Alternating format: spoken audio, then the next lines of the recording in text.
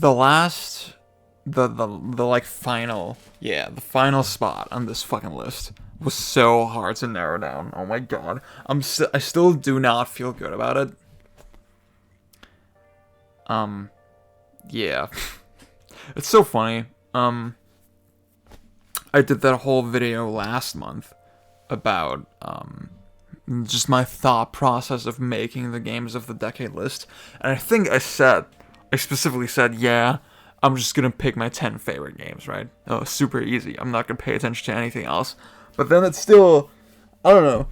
Okay, I'm just gonna go through some honorable mentions to explain what I mean. So, for example, yeah, I'm just gonna go from top to bottom. Games that didn't make the list. Danganronpa V3. Reason I didn't see, amazing fucking game. But there's a sort of game in a similar niche that I was considering as well, and I ended up preferring it over Danganronpa for a few reasons that I'll get into. So see, I think if I literally straight up just went for my 10 favorite games, right, I could have put both in there. But, like, I'm already telling myself, well, they're kind of similar, so I'm just gonna go for one of them. So I'm already being kind of a hypocrite. The next two games are also a great example of this. So, Dragon's Dogma, I got rid of because, like, action, RPG, kind of open-ended, Western aesthetic. We already have something similar to that on the list as well. I think you can imagine what the game is. And then DMC5, same exact thing. Like, there already is, an action game on the list. And that, see, it really fucking destroys me to have to cut DMC5. And, I mean, the other thing I'll say about DMC5 is that, it's pretty soon as well. You know, it's a pretty recent game. I want to sit on it a little longer, I guess. Another pretty recent game I was strongly considering is Megaman 11. Fucking amazing game. Probably the best classic Megaman game. But yeah, just no fucking room on this list. There's like one game on my top 10 that I'm like not super sure about. Yeah, I don't know. Next game, Evil Within. I literally just made a tweet about it. How it didn't end up making the list. The main reason it didn't make the list is because it's been too long since I played it. I have not played it again since release. Well, I played the DLC and it sucked. Yeah. I don't know. See, Evil Within would have been a good one to put in, I think. That would have been a good compliments to the rest of the list. But yeah, I definitely really want to play it again soon to sort out my feelings. But I remember really fucking loving it when I played it. I was really impressed with it. Another Bethesda game, Prey. Also a great one. I also only played through it once though. And yeah, it's like, I guess, see, it's the kind of thing where I can, like, recognize that it's really fucking good. But something about it, doesn't stick with me that strongly, I think. Maybe that's what it is. But it's still stuck out, like, at the end of the decade more than other games, I'd say, yeah. Like, there's a lot of games that I didn't even consider for the top 10. I definitely considered this one. I'm thinking of games like Resident Evil 7, or, like, fucking maybe Lightning Returns. Like, great games, but I didn't really consider them for the top 10, yeah. Dragon Quest Builders. Fuck. That breaks my heart. Yeah. That would have also been a great compliment to the list. I guess what makes Builders kind of complicated is that I still haven't finished 2. And I do feel like 2 might be the better game. Like, eventually in the long run, yeah. I don't know yet, though. And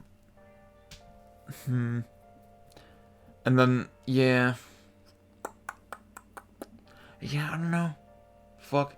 Like, it feels like the first Dragon Quest Builders had a lot of sort of room for improvement, or like just potential left and stuff. And yeah, that's why I guess I wanna sort out my feelings with the sequel more. Yeah. Pandora's Tower. Would have been nice. I do not have any Wii games on my list, and it would have been nice to have a Wii game. But Pandora's Tower is like another one where I haven't played it in so long that I'm not super sure about it. I was actually more confident about Sin and Punishment 2, for example.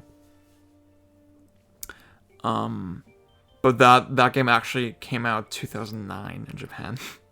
So I had to, yeah, it was on the list for like games that I'm considering, but then I had to drop it because I realized that it was actually 2009. See, that's the thing, like, the best Wii games were all, like, before 2010, I feel. Like, No More Heroes 1 as well, Mario Galaxy 1, I'm not crazy about Xenoblade. Trauma Center was, yeah, 2007 or something like that, for sure. Fuck, man. Oh yeah, Mad World as well. Yeah, I'm looking at my Wii shelf right now. And I still need to play Fragile Dreams. I think that's a post-2010 game, actually, yeah. Shit, what else do we have? Yeah, I think Sin and Punishment 2 is like the one that I'm the hottest on right now. That's a fucking game, my friends. That's so weird. I always feel like, man, the Wii is like a hella console. I love the Wii. And now I can think of so few games that would actually are so outstanding that they would make this list, you know?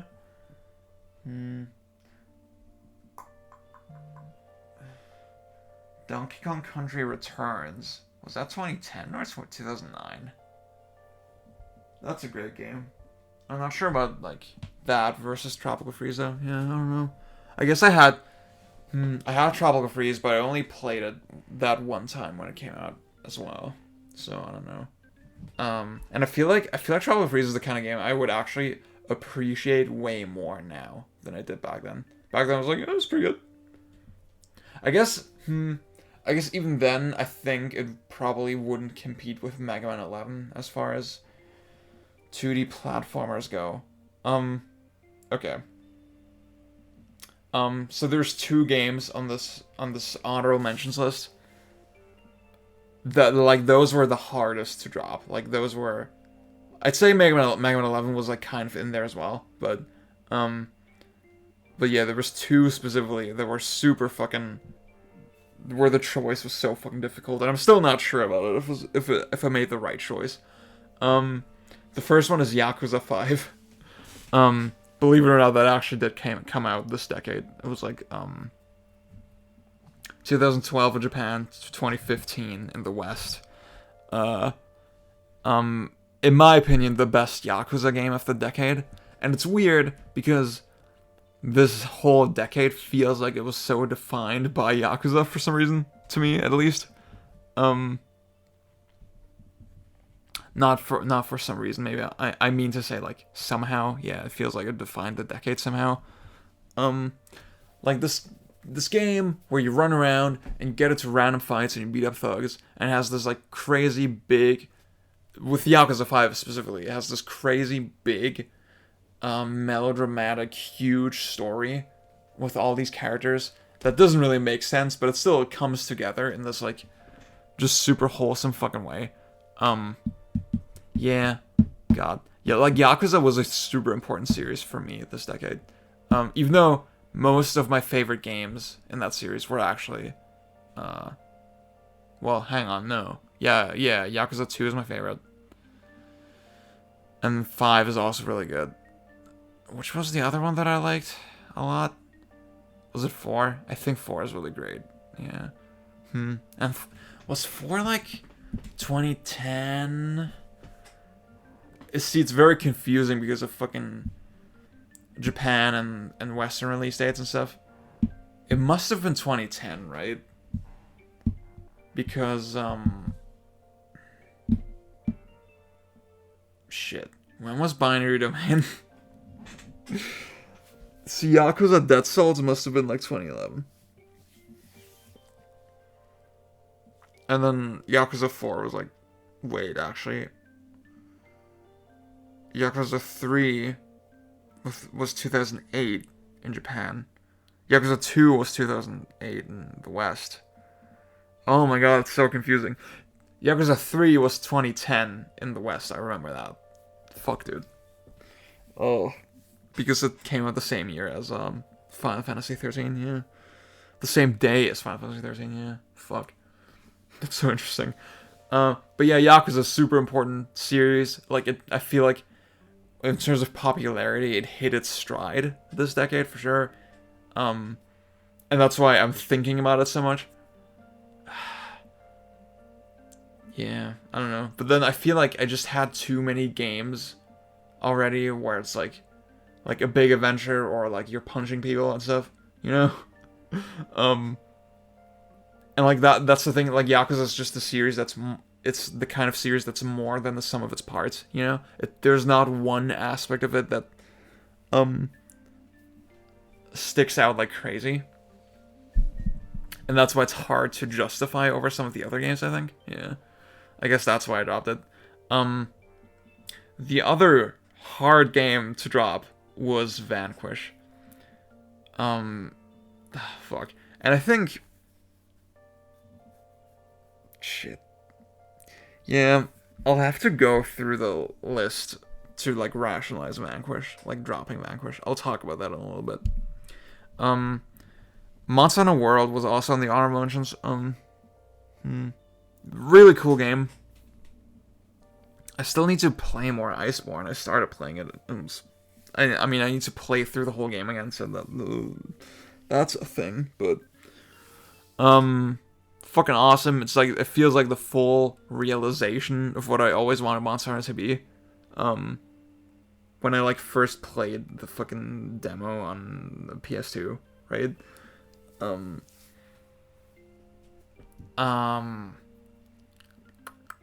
But the grind still kind of gets to you. It's like a hard game to just jump into, I guess.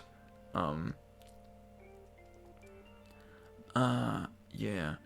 And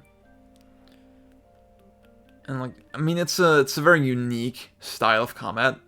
I guess Dragon's Dogma and Monster Hunter like kind of hit a similar niche a little bit. And then they also, you know, hit a similar niche to like traditional action games. There is definitely a different pace to it. Like, they definitely carve out their own, you know, niche. I say niche way too much. But yeah, they justify their existence, I guess. But I still felt like, yeah, it wasn't enough to like push it over other games, you know, on my list. I had Nier as well. I guess Nier is like, yeah, the next two are like kind of weaker considerations. Not to take away from them, obviously, but yeah, Nier, great game. I like it a lot. But like, there's nothing about it mechanically that really stands out. I think it's also one of those cases where it's more than the sum of its parts. I love the aesthetic.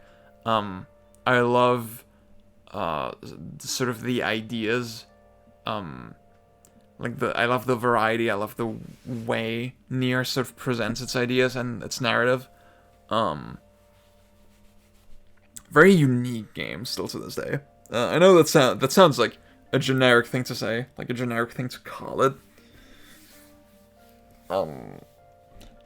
There's just so many great things about it that are so easy to spoil, and that's why I won't do that. Yeah. Still way better than Automata. Like, easily the best Yoko Taro game, if you ask me. Yeah. And then the last honorable mention is Tetris Effect. No particular reason why I dropped it. I guess it just didn't, you know, It just didn't make a dent with like the rest of the games, you know? Yeah. Even though I like cried so many times playing it, and I still think it's just such a fucking perfect thing in a vacuum, you know? Yeah.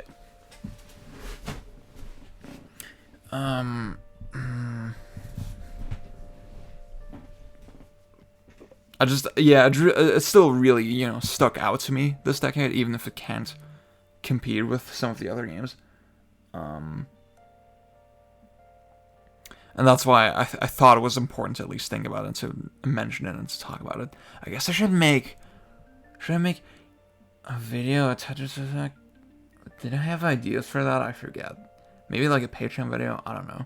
My Patreon videos is like all I'm doing these days. And they're not even on time. Let's get into the actual list. It's kind of roughly ordered, kind of a little bit. Yeah, I'm gonna start with the kind of number 10 and then move to number 1. Again, like don't take these exact rankings too seriously. I didn't spend that much time on that. It's convenient that, yeah, number 10, that's the game I was comparing to Vanquish earlier. Well, I was like mentioning it when I talked about Vanquish and like why Vanquish didn't make it. It's Doom 2016. And I still don't feel good about this. I don't know if this was the right call, to be honest. Like, because I didn't have any shooters on the list, and then I couldn't decide between Doom or Vanquish. And I guess I was still strongly considering Yakuza 5, but I felt like in the end it had to come down between Doom or Vanquish. And I think I went for Doom because, like, there's just fundamental things about it that that appeal to me a little bit more. I like that you can jump. I like that the game is so free flowing and so pure, I guess.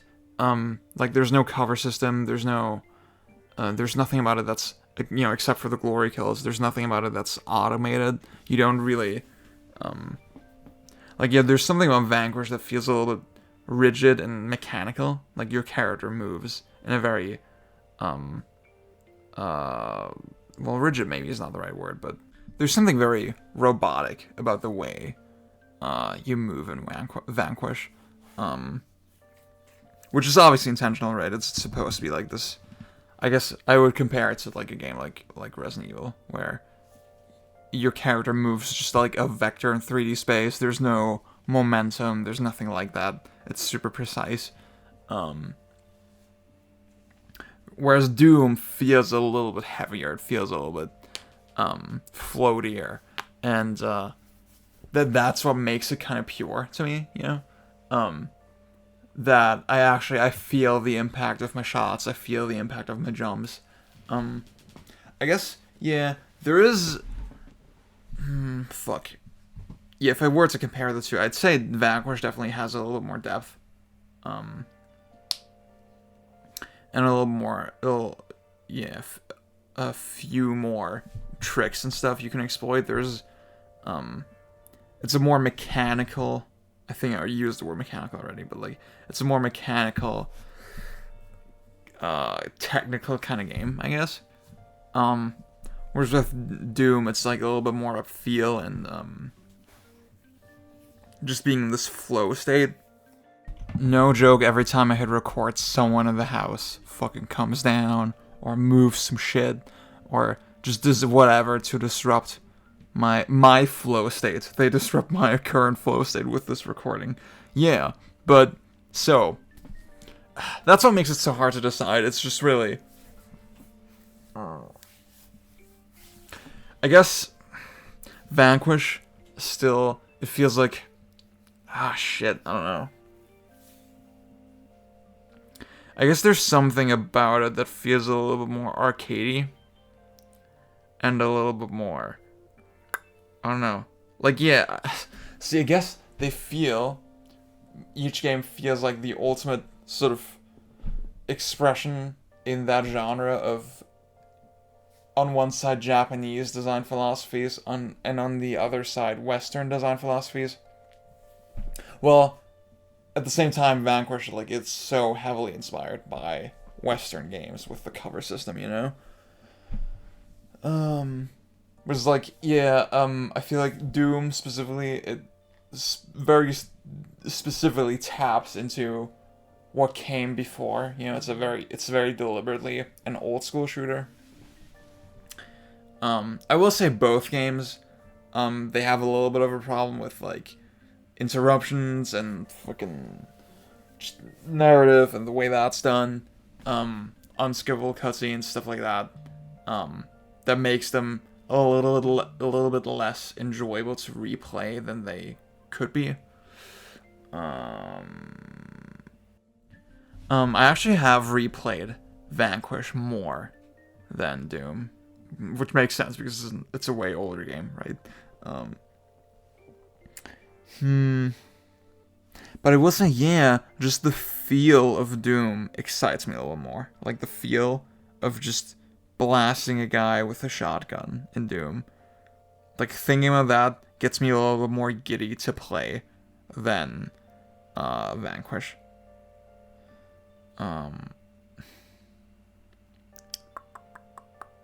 Obviously, Vanquish is still an amazing fucking game. But yeah, there's just some things with Vanquish. It feels a little bit underdeveloped and a little bit, and I guess I could say the same thing about Doom to some extent. You know, well, and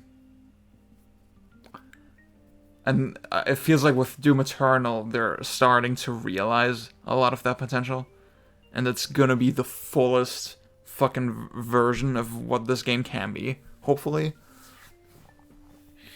Man, I don't know, it's so hard. I guess I will say, yeah, Doom, it feels a little bit more personally what I look for, like, just the jumping, just the pure shooting, you know, like Vanquish with the cover system and with, yeah, with, like, just the, kind of the context-sensitive nature of some of the moves and stuff. It feels a little bit less, again, pure and, which is, it's totally fine the way it works, but, I guess I will say Vanquish does feel a little more like an evolution of Resident Evil 4, a little bit, because obviously it's Shinji Mikami. They actually, yeah, I wouldn't say they feel that similar, they do have a similar approach to some things. Like, they do have, like, that similar kind of... I don't even want to say... Like, Vanquish does not stop and start. It doesn't have that kind of flow. It's very difficult to describe, man. Like, there's just something about Doom. It feels a little bit more fluid and a little bit more... loose. Yeah, loose! That's the word I'm looking for. Yeah, fuck. Doom feels a little bit more loose, and Vanquish is a little more controlled and rigid, you know? And Resident Evil 4 is kind of the same way. And I think, between those two, I would probably still prefer Resident Evil 4. It still feels like the fuller game. Yeah. Man, it's so difficult. Like, it sounds like I'm hating on Vanquish, but I fucking love that game. And I'm not picking up the remaster immediately this month because I'm super fucking broke. I have it on PC still, but like it doesn't actually run perfectly on my computer. I can hit like I think 900p, 60 FPS, but a lot of stuff about the game is kind of jacked up on PC. I actually played The Evil Within on PC earlier today as well, and like it was the same kind of thing. Like I had to drop it down to 720p to get 60 FPS, and the 60 FPS didn't feel super. It's funny that we're talking about Mikami games so much now, but yeah, the 60 FPS didn't feel like that much of a benefit in Evil Within somehow. I think I'd rather actually stick with the Xbox version, you know, for the sake of convenience, and like just resign myself to 30 FPS. Yeah. And then with Vanquish, yeah, Actually, I'm still... See, I already have... I can already play Bayonetta on the Xbox One X, and I already have the PC version, same with Vanquish. I feel like the PS4 version would be more of like a different... You know, a different proposition, I guess, because... fucking PlayStation button prompt. Also, yeah, just playing with a PS4 controller, I think is probably... Yeah.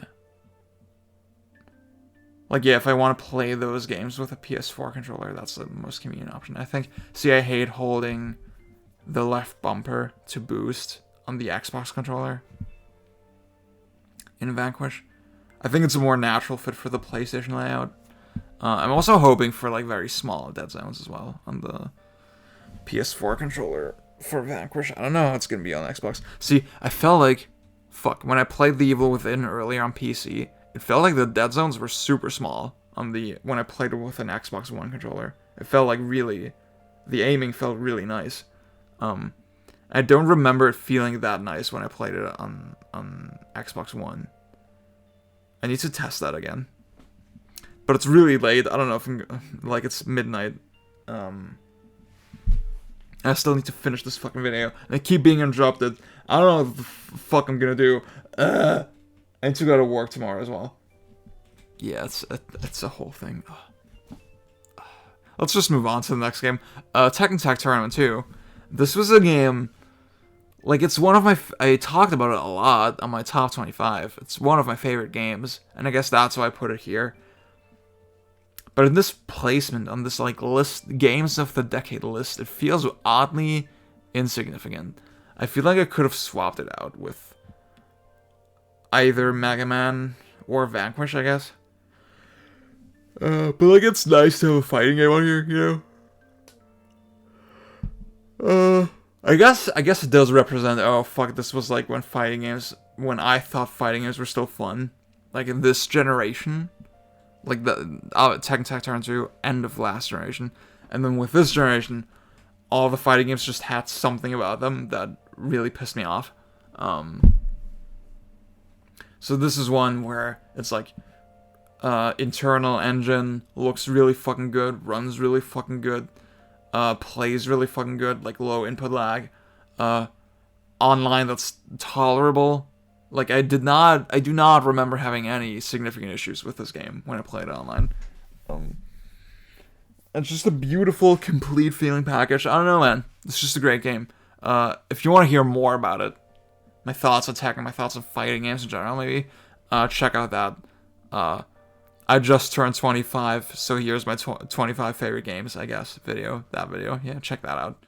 Next game on the list, the one that I dropped Danganronpa for, Danganronpa, Virtue's Last Reward. And that's a weird one to put on this list. I think, like... Obviously, 999 is the favorite, and it's my favorite as well. Probably, I haven't played through them in a while. And then Zero Time Dilemma, and like 999 obviously was last decade, not this decade. And then Zero Time Dilemma makes the whole thing just super weird, right? Like you can't...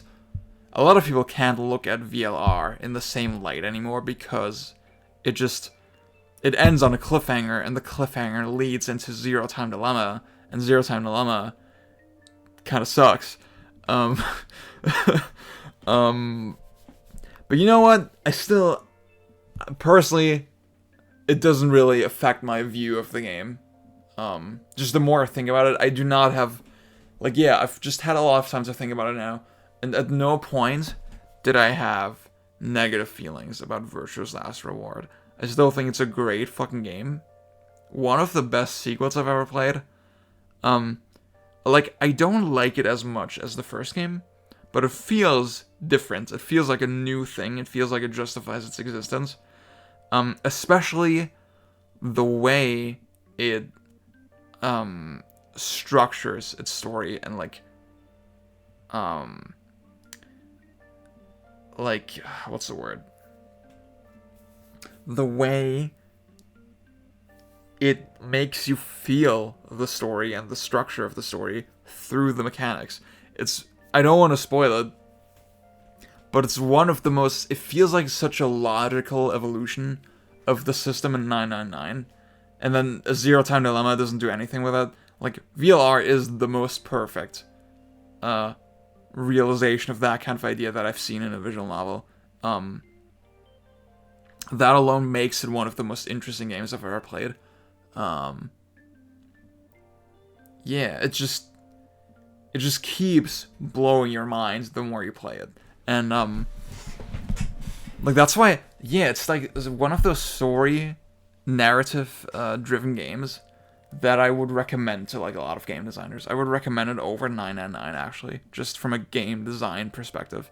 And yeah, like, 999, I prefer the aesthetic, I prefer the vibe of the setting, and the more, you know, the gorier and more extreme presentation. And just generally, I think the plot twists and the pacing of the story is better. But goddamn, VLR has so many great moments as well. Fuck, it stands on its own. Like, it's not... It's the kind of sequel where I can say, yeah, I prefer the first game, but I still really fucking like this one. Like, it does not feel disappointing at all. Even with the cliffhanger. Yeah, and like... Fuck, I mean, you have to think it's been 7 years since this game. I said I dropped Danganronpa for this one. Danganronpa V3, great fucking game, amazing game. But, like, just, yeah, in terms of the structure, it's, like, not even... Yeah, like, narratively, in terms of the concepts, yes, V3 is fucking genius. But outside of that, it is a very straightforward visual novel, right? It doesn't really do anything with the medium. That's super fucking, you know, subversive.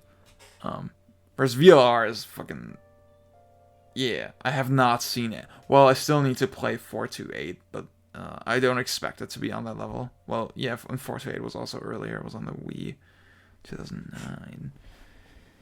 Yeah. Man, fuck, VLR. What a game. Like, the fact that after Zero Time Dilemma and after so many years, I could still feel positive about it, I think that says a lot. I was very engrossed in it. And I'm dying to play it again, to be honest. Yeah, I want to play 999 and VR again, for sure. Next game on the list, Super Mario Odyssey. This was when I was, like, at first I wasn't sure about it, and then the more I thought about it, I was like, fuck, I have to put this on the list, because you have to think,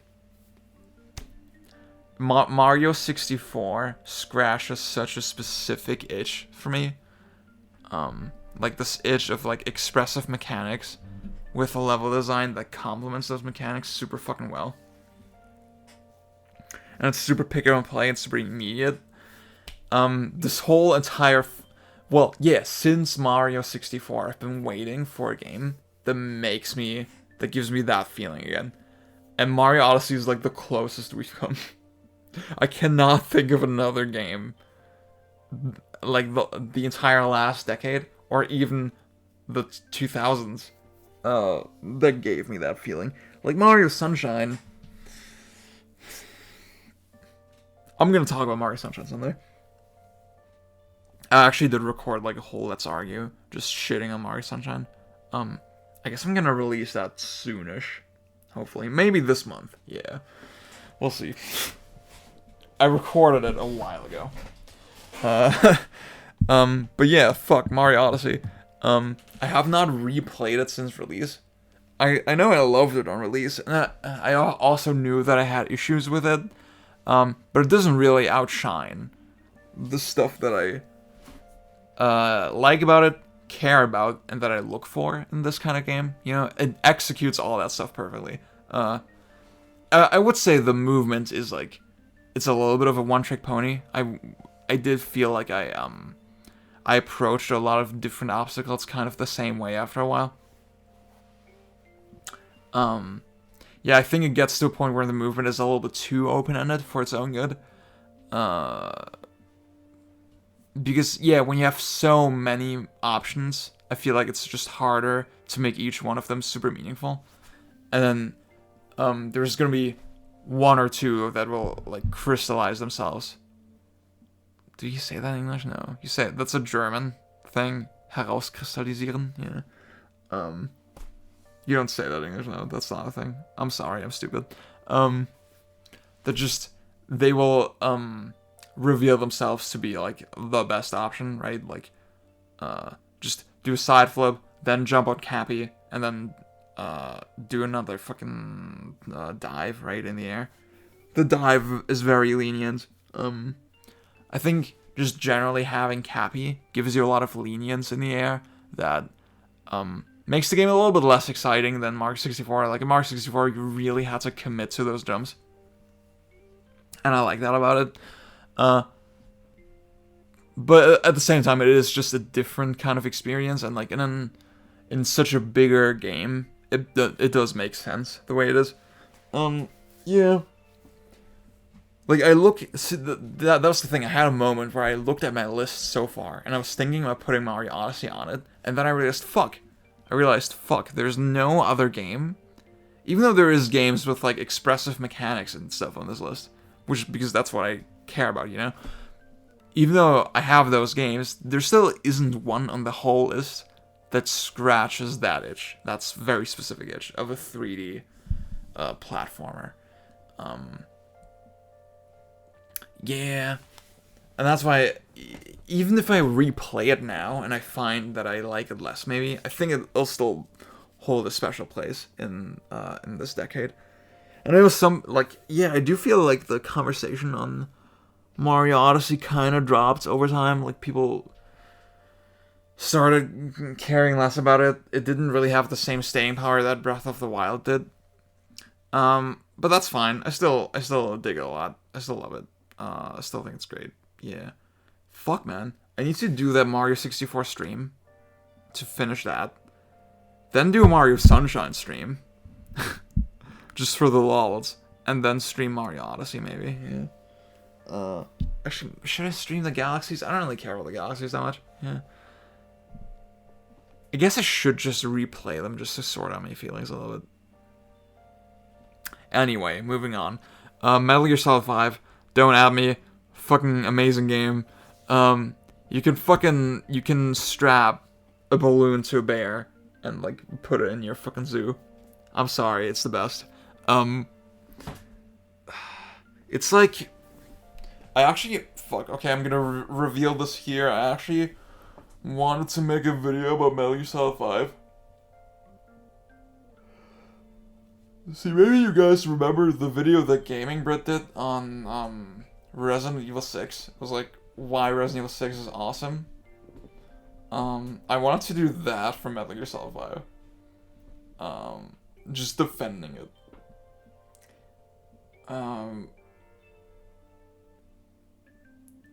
Yeah, I didn't see, I guess, there's two major challenges with that video. Number one, I need to play through the whole fucking game again, and it's really long. And number two, I did want to sound like I'm shitting on Gaming Brit, because obviously he hates Metal Gear Solid 5. I don't want to sound like I'm just countering, or trying to counter his points.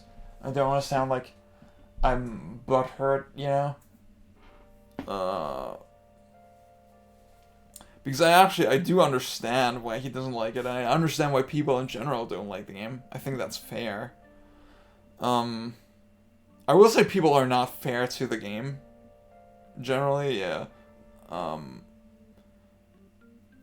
I guess everyone comes to Metal Gear for, like, slightly different things. And I do come to Metal Gear for, like, everything. I feel like, I guess the idea that I don't like is that Metal Gear Solid 5 is not a Metal Gear game. Like, I've heard people say that, and, I don't know, to me, it feels like, it feels like the tanker demo for Metal Gear Solid 2 as, like, a whole fucking next-gen ass game, you know? It feels like the fullest realization of those ideas, where it's this, like, super fucking immersive sandbox where you can mess around with all these weird systems and fucking AI characters and pit them against each other, and the game, just the way it's built, rewards making use of the systems so well.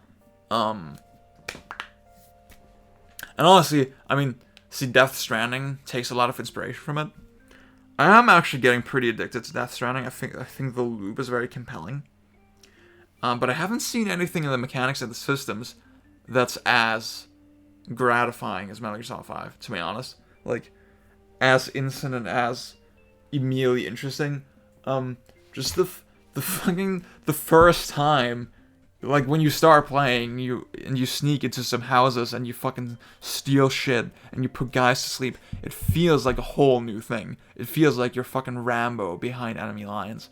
It feels, and like the feeling stays, well, it doesn't stay exactly the same. You do get more powerful over time, and definitely changes the game. But that's the thing, like, every new item, you have to think, because the mechanics are so generalized, because it is an immersive sim kind of game, if you get one new item, that relates back to every single fucking thing in the game, and you can use it in so many fucking different ways. It's crazy. It's like my brain is fucking melting just thinking about the possibilities.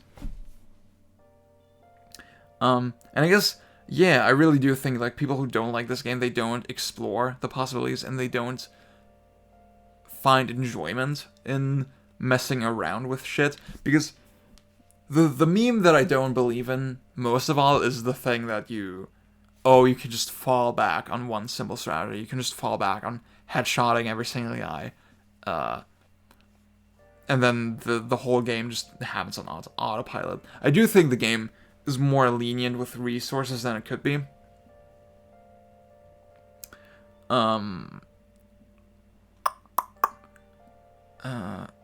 At the same time, it did feel like there is a lot of effort put into making the game kind of balanced. You know, you can't just call in fucking support all the time. You can't just do it everywhere. Like, people will notice you. People, like, that will get you into trouble. Enemies will start wearing helmets, you know, which makes things way more complicated. And fucking how genius is that? I'm sorry that if you headshot them, they start wearing helmets after a while. What the fuck? Oh, best game ever. The level design, like, people remember MGS5 as this, like, big fucking empty wasteland, but goddammit, like, the actual fucking locations that you sneak into, they have so much clever design put into them, and it actually feels different, by the fact that they're placed in this gigantic open world. Like, the fact that this small base has the context of being in a larger world, that more enemies can come in from all sides, and then you have to think about your entry and stuff. That is so cool to me. I still haven't played another game quite like it. I guess, yeah, there is some DNA from, like, Ubisoft games and shit, from, like, Far Cry and stuff, except, like, good, you know? I should play Far Cry 2, actually. Yeah. Fuck, I actually installed Far Cry 2 on my laptop. Was it yesterday? Yeah, it was yesterday. And then the fucking key didn't work or something. I bought it on Amazon, and then I haven't installed it on my old computer, and I already used the key, so maybe it's something like that. I don't know. Can someone help me with that? Because I would like to play it at 60 FPS, obviously. I also have the Xbox version, though. So I guess, yeah, consoles always win. I'm sorry. Convenience always wins. Fuck. Yeah, but yeah, it's still not the same level. You know, MGS5 is just next level. That idea, you know?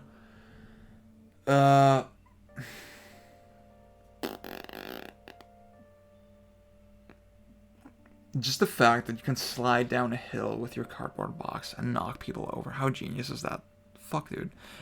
It's such a goofy, dumb thing, but it actually has purpose in the game. You know? It actually feels like a valuable inclusion and a good way to play the game. And also the game, it doesn't punish you for trying things. It's so fucking good. It's the best game. I don't care about how unfinished it is, blah, blah, blah, all this stuff. At the end of the day, I really didn't give a fuck. I could just look at the whole experience and how engrossed I was in the game over the late summer that I played it. It came out September, but it was still really fucking hot. I remember that. And I was just playing it for like 10 hours a day, sinking into my fucking bed, sweating up the whole place, and then having the time of a fucking life, playing fucking... What song did I always play? Dancing with tears in my eyes. I think that one was my favorite. I was like, Gloria, da da da da da, something like that. Yeah, fuck. The whole vibe of the game is so good. Oh, the whole fucking 80s aesthetic, yeah. Jesus. What a game. And also it makes me want to sort out my feelings more on Metal Gear, because I feel like 5 might be my favorite Metal Gear, honestly, if I think about it more. I always say Twin Snakes is my favorite. So yeah, what is just said about Twin Snakes, yeah, maybe that shows that you can't trust my opinion. Maybe you should ignore everything I've said about Metal Gear Solid 5. Let's move on. Wonderful 101. I put this in over DMC5. I'm also not so sure about that. I guess I was just thinking, okay, Wonderful 101 is just a new IP. And it didn't get the love it deserved. It has a lot of new ideas, a lot of new ways to play an action game. And I had just more time to stew on it, I guess. Yeah. Devil May Cry 5 is just a very recent game. I think I said that before already. Yeah.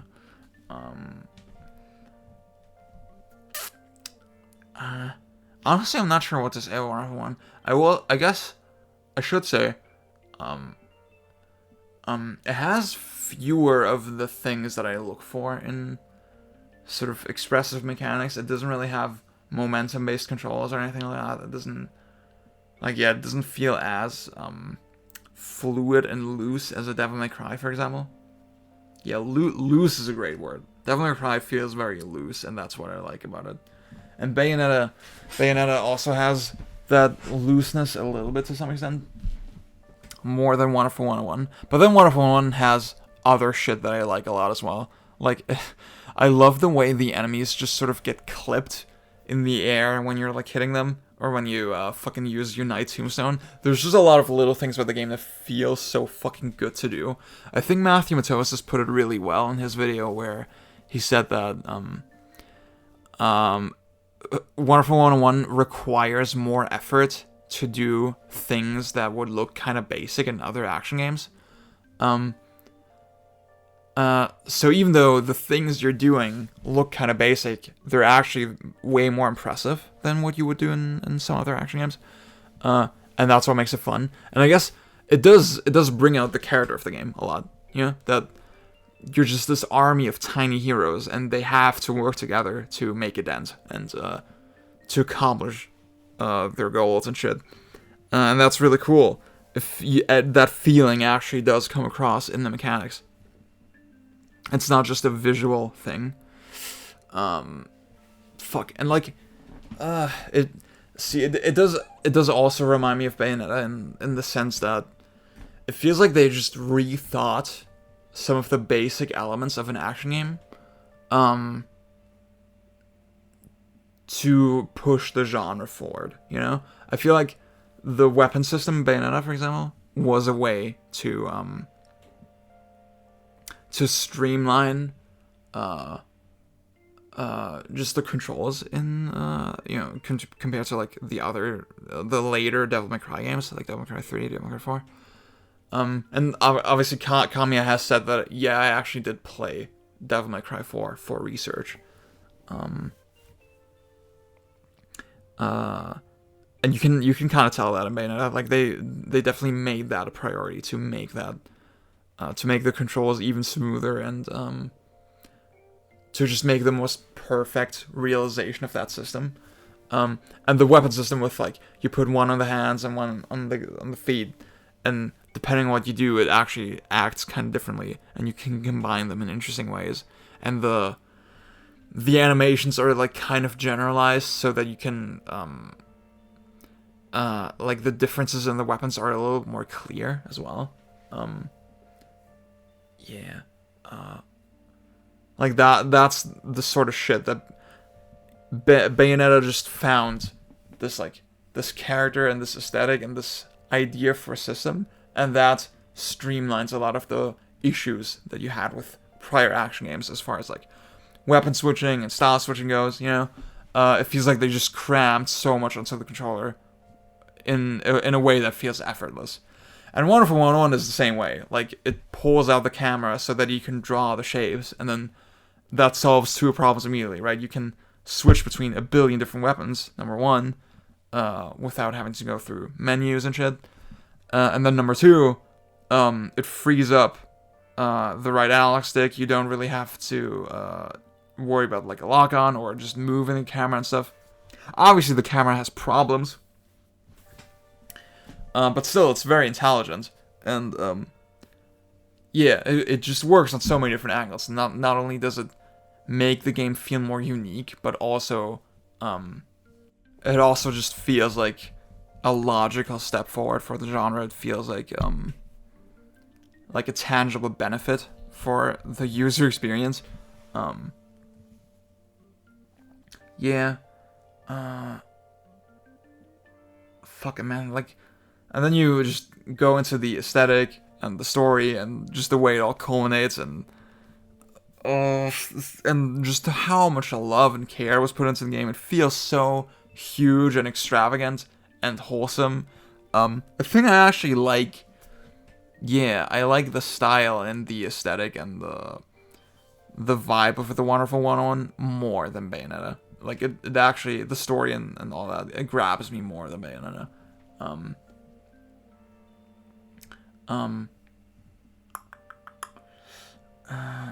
See, I'm definitely waiting with bated breath for the remaster, just to fix up the few nagging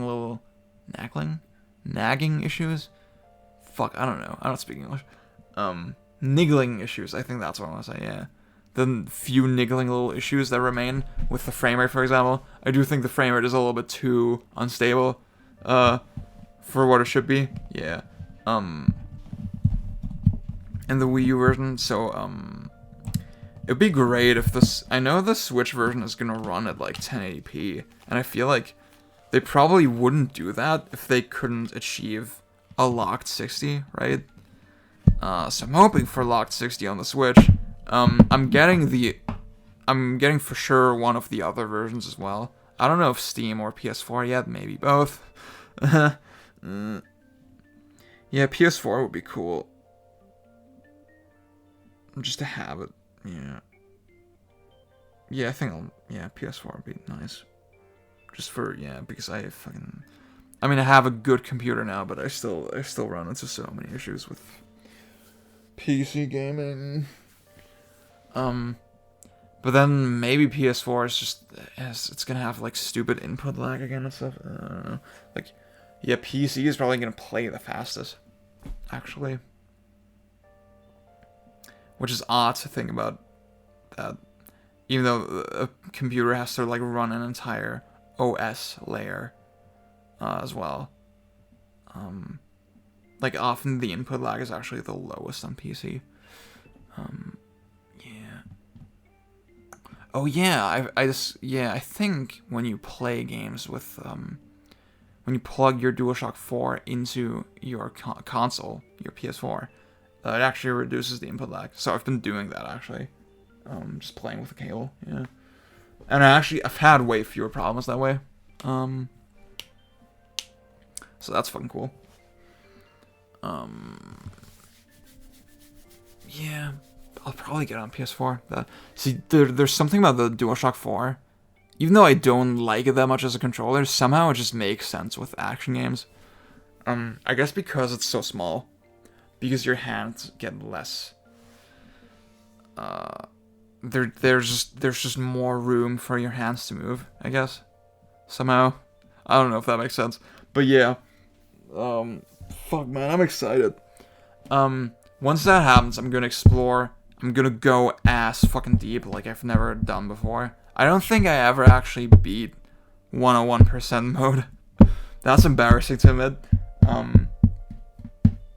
I've played through the game like 4 times or something like that, but didn't do the highest difficulty yet. Yeah, 4 times sounds about right. Maybe more than that, actually. Yeah, fuck. And I was just too scared. Because the game still kicks my ass. I'm not as comfortable with it as I am with Bayonetta. And that's exciting to me, that I can almost still treat it as like a new game. Yeah, when I jump into it.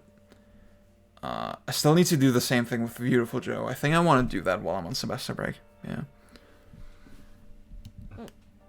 That I've been thinking about Beautiful Joe a lot. Just going ass deep with Beautiful Joe. Probably gonna do that soon, actually. Yeah. Maybe like next week. Yeah.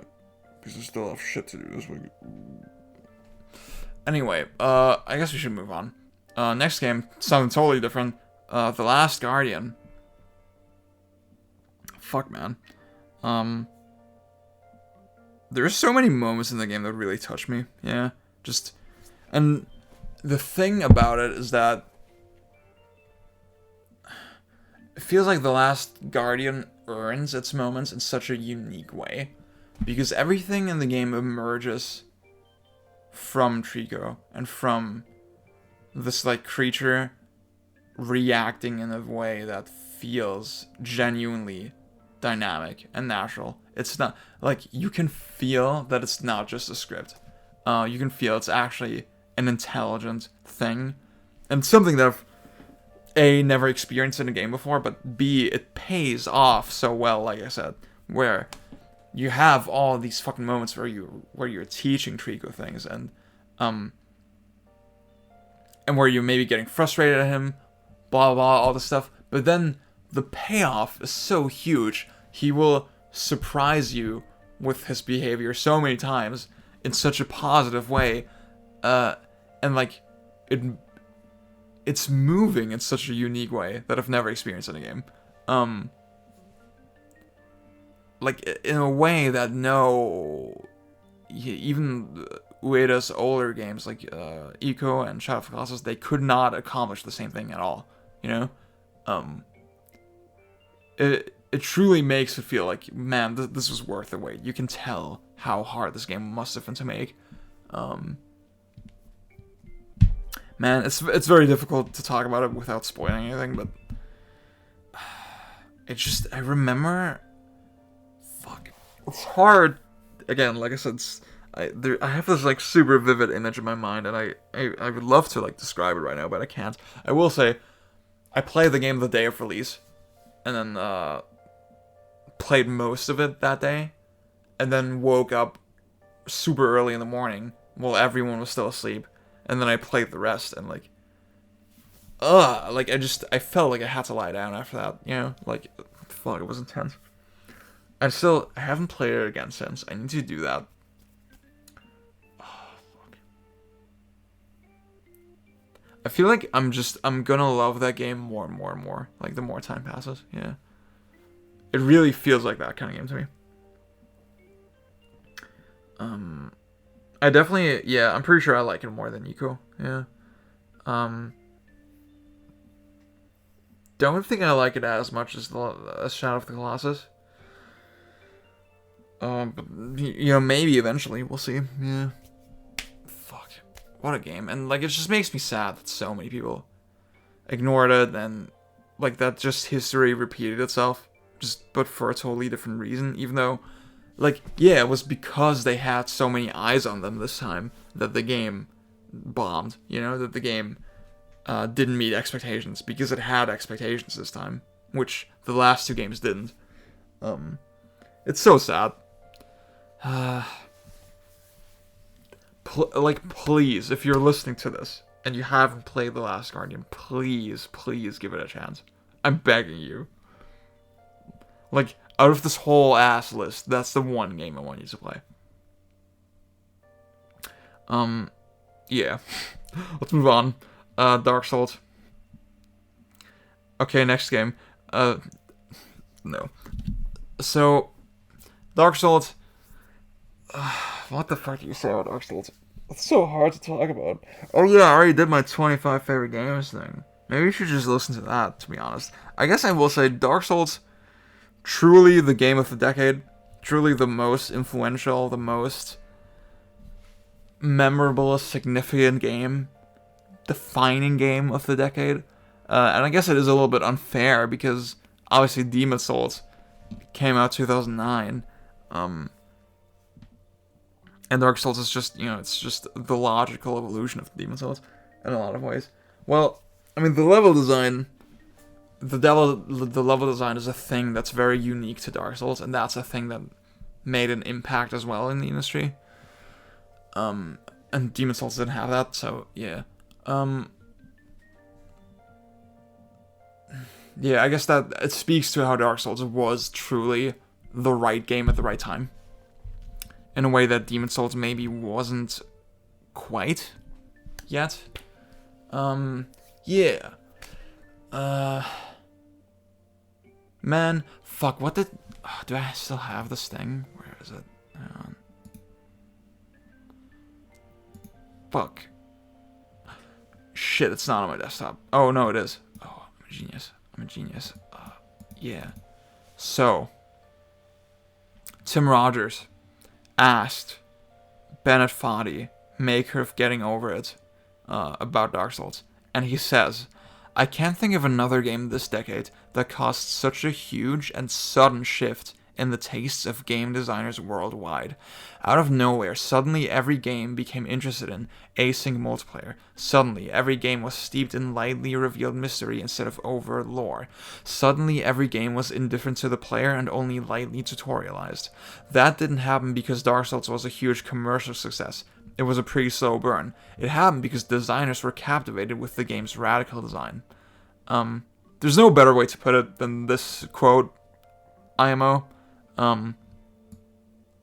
Like, the reason Dark Souls got ripped off so much is because people like Dark Souls so much. And actually, I will say about that, I actually have an idea for a video.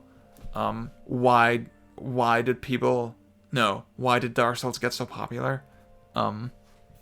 Just kind of, because I have a strong sense of why exactly the game caught on the way it did, I guess I can reveal some of my points here a little bit. I really do think it's because there's something about the combat. Obviously, a lot of people, myself included, have said that the combat is not that remarkable in itself. But there's something about it. Just the fact that you have to lock on, you have to look at your stamina, and ideally you actually have to wait for the enemy to strike first before you strike. Those are just basic things you need to pay attention to. It's not very strategic, it's not very complicated, it's not very hard. But the fact that the game makes you, like, it removes you from the action a little bit. It makes you look at it, from the outside a little bit more. That, I feel, blows a lot of people's minds when they first play it.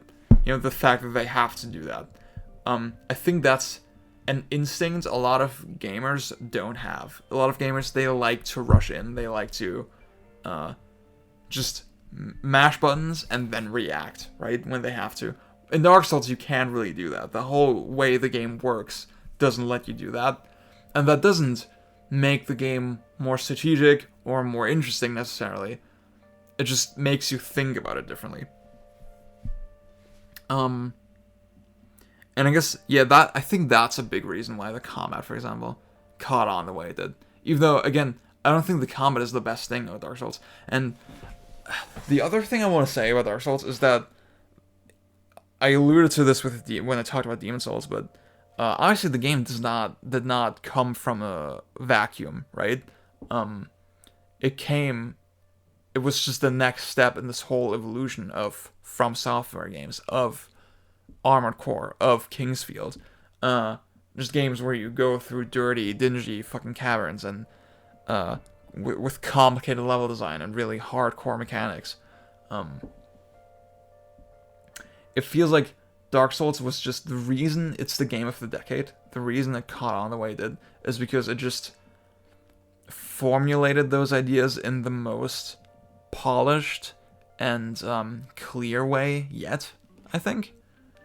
It formulated those ideas in a way where it's super obvious what's going on with the game. Like, where you have to engage with it, where you have to think about it. You can't just, like we had complicated 3D level design with Ocarina of Time and Tomb Raider and games like that, right?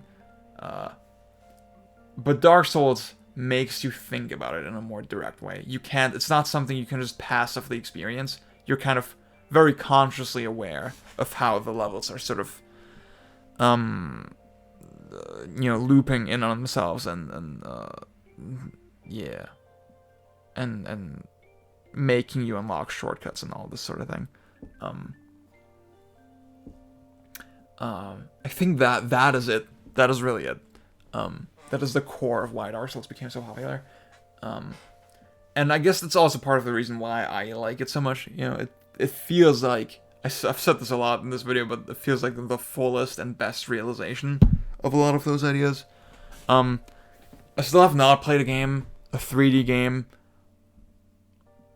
where the level design was as gratifying in this specific way. I've played other games where it's maybe, gratifying to the same extent, but in a different way, for different reasons. I actually have 2 games coming up that do that. But yeah, there's still a very unique flavor to Dark Souls that I'm not craving it as much anymore as I used to. I remember, I think a lot of Souls fans will tell you this, when after they first played Dark Souls, they're like a fucking crack addict, just looking for the next high, they're looking for something like that, and every other game will feel like shit in comparison, because it's not Dark Souls, I don't think I had it to this extent. Wow, the gain meter was like super red just now. Hello, because I spoke into the, I spoke like fucking past the pop filter. Hello? Now I'm speaking through the pop filter? No, I'm not. Sorry, I need to do these fucking antics to keep myself sane, because we've been going with this video for an hour already. I think I'm at a point, I think I said this in the other 25 favorite games video as well, that I'm getting to the point where I'm kind of exhausting Dark Souls a little bit. I'm not finding as many reasons to replay it anymore, because it's not what I'm craving right now, I guess. Right now I'm craving like super actiony games with more expressive mechanics and stuff like that, but still holds a special place in my heart. Respect the Great, like Dark Souls, I think, like in this whole ass list that I just made, that game and another game I think will, like in 30 years we're still gonna be talking about it. Like it's gonna be a really important game still. It has that kind of status. I think it's very singular in that sense. I can't think of another game this whole decade with this kind of influence. And it's so interesting to think about, like Dark Souls being that kind of game. I think it's, even though From Software fucking frustrate me to hell now, and I don't care about their games anymore, you still have to commend that, I think. Next game, Shin Megami Tensei 4. Also talked about that on my in my 25 favorite games video. I guess that's one game where I don't need to say that much anymore. I do really want to play it again. I do really need to play it again, just to solidify my thoughts.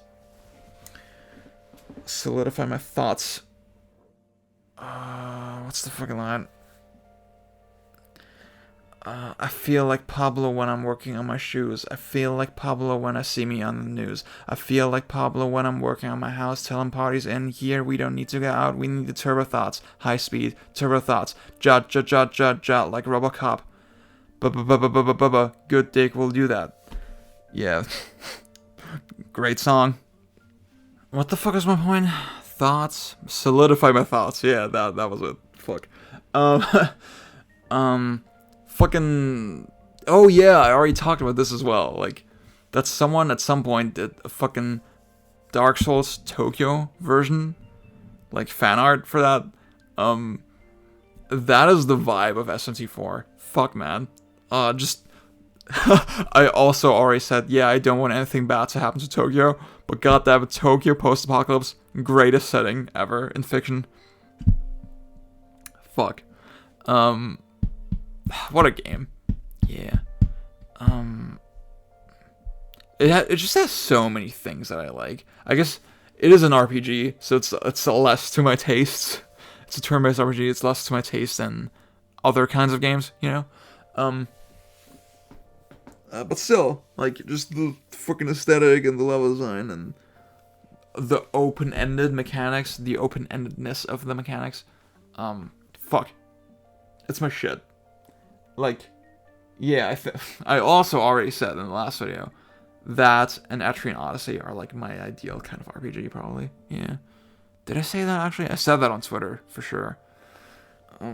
Yeah, let's just move on to the final game, the number one game of the decade. Yeah, I'm not sure. See, out of all these games, so Tekken Tag Tournament 2, Dark Souls, and SMT4 are on my favorites list, like on my top 25. And the thing with my top 25 is that I don't want to repeat franchises, right? So that's why this next game is not on that list. But I'm actually thinking, yeah, I probably do like it more than a lot of the games that are on my favorites list, you know? I don't know if I like it more than SMT4. I think I'm pretty sure I like it more than Dark Souls at this point. It's Breath of the Wild, obviously.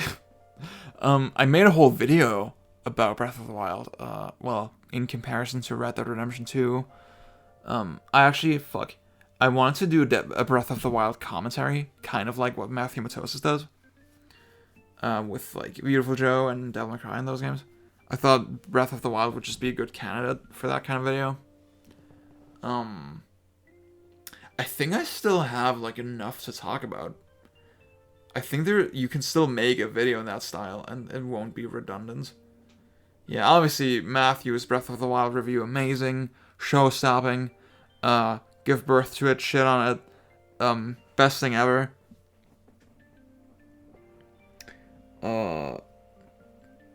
But I don't think it stole my thunder that hard. I think I still can bring, like, a different perspective to it. Yeah. So maybe I'll still do that. I'd love to do that. But yeah, when I said Dark Souls and another game will be the games that we're talking about in 30 years, that's the other game that I meant. And I mean, you can see, like, if you look at other... Actually, the only end of the decade list that I looked at, I think, was... Did I look at Polygons? I looked at the US gamer list. See, I looked at it with my girlfriend. And, I was, like, reacting to it, and she was, like, laughing her ass off because I was just getting so angry. And she didn't have... See, she hadn't played most of the games, so she didn't really have context for me getting so angry. And then we both thought it would be really funny to react to one of those lists together. Yeah. I think enough time has passed now as well that I've probably already forgotten the US gamer list. I guess maybe we should react to the Polygon list together. That would be really funny. Maybe I'll do that for Patreon. But I can imagine, like, Breath of the Wild was the number one on that list, and I can imagine it being the number one on many lists, because it's just the perfect cross-section of, like, so recent that you remember it, but then also it's long enough ago that it feels like a classic already, and then also the game just has this fucking mass appeal, and it's so obviously good, for such obvious, clear reasons. It's like the perfect number one. And it does feel like the apocalypse. Like, I mean, the game is literally post-apocalypse, and then it feels like the apocalypse of this decade of video games. You know, it feels like it's just every video game somehow at once. I mean, when the game was fucking formally revealed at E3 2016, there was this really funny box art where it's just Link's Pro Skater, Animal Crossing, Dark Souls 5 or something. Wait. How do I Google this? Breath of the Wild meme box art. That's what I'll try. Hang on. Oops. Breath of the Wild meme box art. I don't know. Oh, there it is. Wait, but what is this? I did not know you could do this. Yeah, that's a fitting description of this game. I will say, our box art in Europe way fucking cooler than the American and Japanese box art. Like, to me, the color palette, I hope you're looking at it right now on your screen, but yeah, the American one is the one where you look at Link from the back and he's standing on this rock. And the European one is, and the American one is also used in Japan, I think. And then the European one is like, you look at Link from like this tilted, like top angle, and he's looking into the camera, and you see, like the fucking, the land stretching up before him, or below him, I should say, yeah. Oh yeah, and like, there's not so much a tilt on the American box art. It does feel like you're looking up, though, a little bit at Link. And the composition and the colors are way fucking nicer, number one, on the European one. The fact that so much of the image is in shade. Like, the foreground is completely in shade in the American one. And that, like, it makes sense, but it kind of ruins the composition to me. And then also, it feels more generic, you know? Like, oh, Link is ready to fight, blah, blah, blah, and, like, you know, he looks more like a warrior and stuff. And to me, that feels kind of boring. Whereas on the European box art, he feels like an adventurer. He feels like he's going on an adventure. He wants to explore the world, and that's more the vibe of the game to me. Like, it feels less dangerous and more wondrous, you know? Like, yeah, the American one is trying too hard to be epic, I think. Whereas the right one has kind of like just a somber, mysterious vibe, and that to me is more the style of the game, yeah. Oh, let's compare and contrast the US and European Legend of Zelda fucking Eurogamer. Okay, what do they say?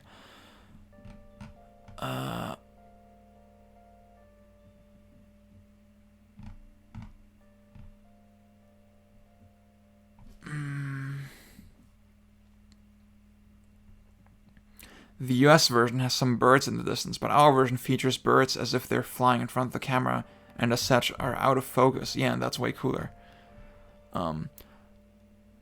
My view is the US version is going for a more traditional open-world action role-playing game box art, whereas our version leans more in the sense of adventure and exploration. Yes, exactly! He gets it! Who's this person? Wesley Yinpool. To me, the US version looks more like a movie poster. It's a classic hero shot. The European version looks like a picture someone took of Link while he was on a nice walk through the Highlands. It reminds me of the Hobbits setting out on their journey in The Lord of the Rings. There's even a Mount Doom vibe. Yeah. The US image is about power. Link, sword drawn, is going to tame this landscape.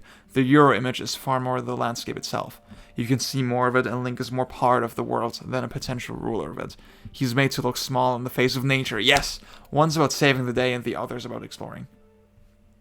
The Euro one is way better. I'm sorry. I saw so many people saying that the US box art is better, and they're all fucking wrong.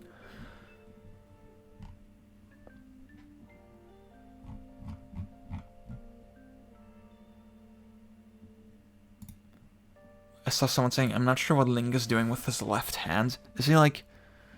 I mean, he seems like he's fucking just holding his pouch or something. I don't know, seems normal. Yeah, fucking great box art. Talk more about the box art than the actual game. So, okay. But the actual point I was trying to make is that, yeah, there was this fucking box art. This fake box art.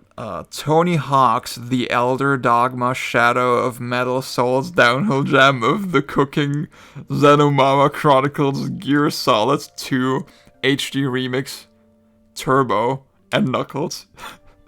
Featuring Dante from the Devil May Cry series. That's funny. Yeah, it's the first result if you type in Breath of the Wild meme box art. Yeah, it's fucking. I played it on the Wii U when it came out, by the way. That's funny. The Wii U version not that bad. Has some frame problems though. Yeah, the towns run like at 20 FPS locked. Yeah, that kind of sucks. It was such a fucking magical experience. Fuck, the first time I played it. Ah, dude. Just, I remember getting to the fucking beach for the first time. The something village. Oh my goodness. And, like, I had this big-ass sword on my back. And I looked so fucking cool.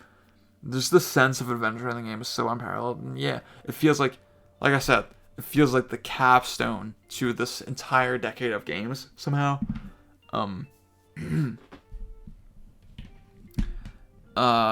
Like, it has expressive mechanics. It feels kind of actiony, and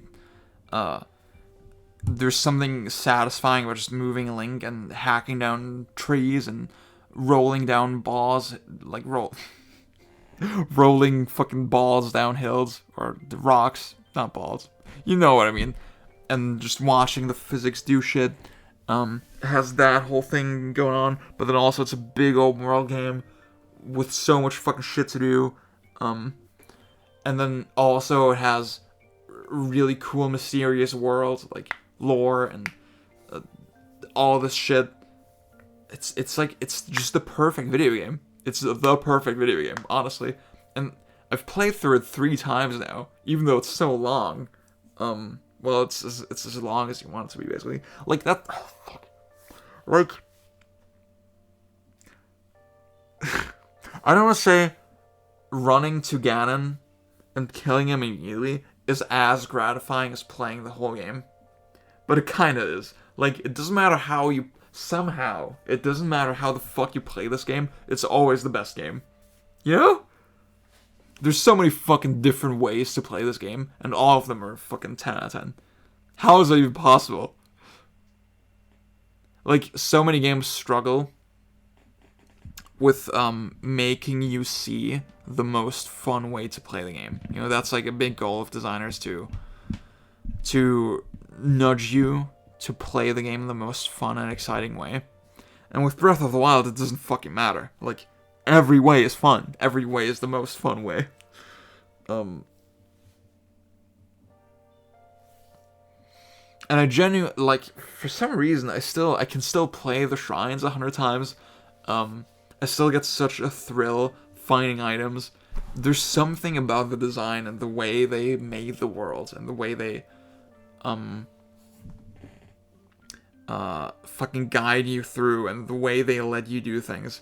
It's just too perfect. I'm playing it with my girlfriend right now. And we went to the fucking desert first. It's so fun. And, like, just watching her reactions to stuff, it's the best. It's the fucking best.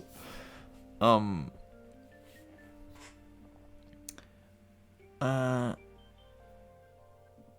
man. It just has such a vibe. It just can, like, I'm thinking, I mean, on the fake meme box art, it says Shadow of Metal Souls and stuff like that, right? It has the same melancholy from Shadow of Colossus. Just so much of this game reminds me of Shadow of Colossus, but, like, as a gamey game and not an artsy game, you know? And that's so cool somehow that they managed to do that. Fuck. Ugh. And it makes me sad that some people don't see the fucking genius and the magic of this game, you know? For some people, this game is just not, this kind of game is just not what they're looking for, and, yeah, like, see, if there's one idea that I hate, it's that, oh, sometimes you have to accept that a game has, quote-unquote, flaws, right? Maybe I don't think Breath of the Wild has flaws. Maybe I think the story is perfect the way it is. Maybe I think the world design is perfect the way it is. Maybe it just appeals to me in a different way than it does to you. Yeah. Yeah, I think for some people it's just not quite what they look for, and that's why they're not receptive to it. And that's fine, but I don't know. It's just, it feels like this game that, man, it feels like a game that everyone should be able to appreciate, you know, because it is so fucking, like, it is so much, and yet it's, at the same time, it knows exactly what it is. And I think, yeah, it does have a similar thing, like Metal Gear Solid 5, where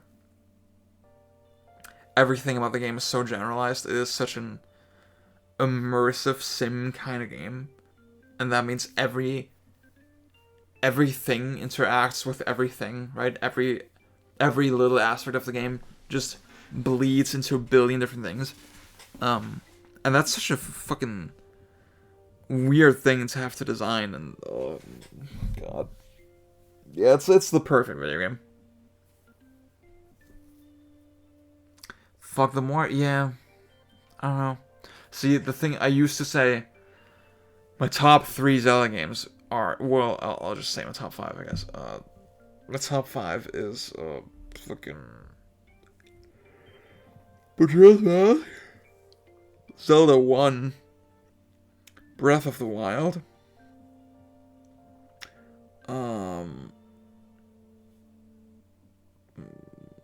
shit. Was it Link's Awakening? I think, probably. Link's Awakening, and then probably Ocarina of Time. And I think my number 6 was Phan. Phan, great game.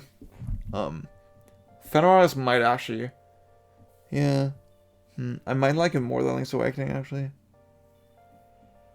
But maybe, it's weird, but maybe not as much as Ocarina of Time. Wait. No. Was Ocarina of Time my number 5 and Link's Awakening my number 4? Does that make sense? Wait, I'm sure I've posted my Zelda ranking like not that long ago. From, what the fuck? Wondermagenta, Zelda.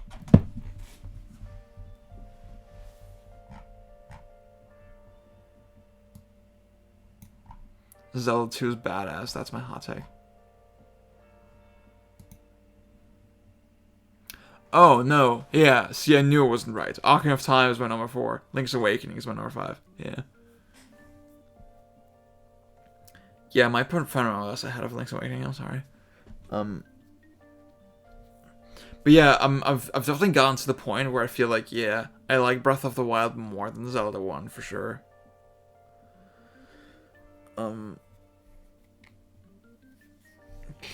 I need to play my favorite Zelda games again, just to sort out my feelings completely. Like, the top 10.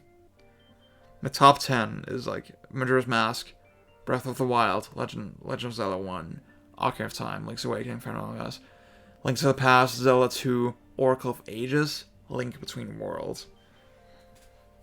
Honestly, the top 10 is, like, perfect. It's just the exact order, maybe. Yeah, Four Swords is my number 11. Like the GBA one. That's a great game. I like that game a lot. And And see, with Minish Cap, we're getting to, like, Minish Cap is number 12, and that's already a game where I don't really care about it that much. So, yeah. Those first 11 are the ones that I...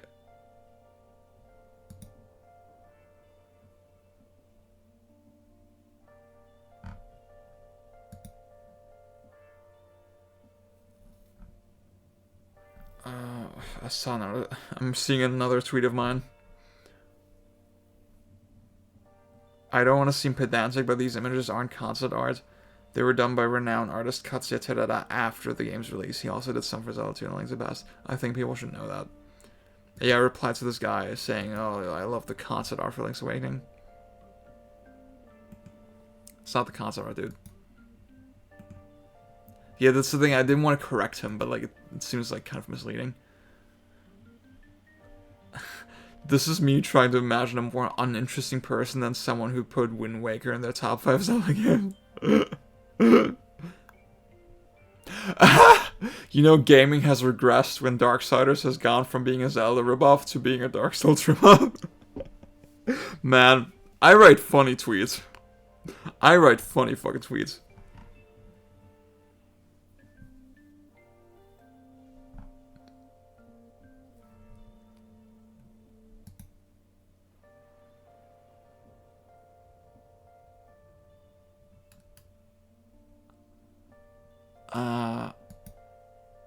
Fuck, dude. What a funny tweet.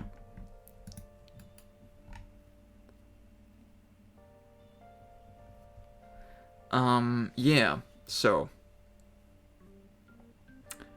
Yeah, I'm pretty sure I like Breath of the Wild more than Zelda 1. But, like, yeah, the more I think about it, maybe I'll like it more than Majora's Mask eventually as well. Like, my opinion on it has only gone up over time.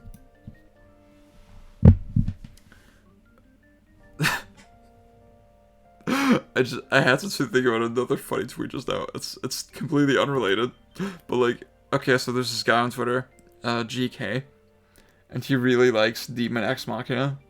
And, like, the game is coming out on PC. Wait, is it already out? It's the 13th now. It's after midnight. Maybe it's already out. Maybe I should get it. Maybe I should buy it. Even though I'm fucking broke. Maybe I should buy it. But I just remember... See, the reason I remember it is because I'm searching my own tweets right now. And recently I was searching his tweets for, like, Demon X Machina advice. I would, like, wanted to look at sort of his video clips and just how to play the game and stuff. And he made one video where he said... he, like, posted it with the caption saying, new types only, y'all can't sit with us. Y'all can't sit with us. Fuck, that's so funny. And honestly, Breath of the Wild gives me the same feeling a little bit. Like, people who don't enjoy Breath of the Wild, it's like, damn, new types only. Y'all can't sit with us. You know? So yeah, Breath of the Wild, best game of the decade. Congratulations. Woo! Yeah! Woo! Woo! Yeah! Ooh. Nice. Good job. Woo. You can tell I'm slowly going insane. Yeah. I need to get up for work in like 5 hours. Like, I need to get up. I need to leave the house in like 5.5 maybe. Yeah. Not maybe. I should leave in 5.5, yeah. I know, knowing me, I won't. I hope I can sleep now. I hope I can fall asleep. I hope I can do that. I hope that's possible. I am kind of tired. Yeah, it's like 1:20 a.m. I think this is a good note to end the video on, yeah. It's fucking 90 minutes long already. Fuck. Okay. Yeah, next month. Or, no, February. Like, this is for January. For February, I think I can make it on time this time. Because I don't have fucking college to worry about. You know? I think I can make it on time. I think I can get the February videos out on time. I'm gonna do one on Tyler, the creator, for sure. And then I'm either gonna do one where I, react to a stupid list with my girlfriend. Or I'm gonna make a video about making video games. Like my experience with sort of this past semester studying game design. Yeah. But the Tyler video is a lock. I don't fucking care. Don't at me. I'll just do what I want. Leave me alone. If you want more of this going on, support my page. Good night.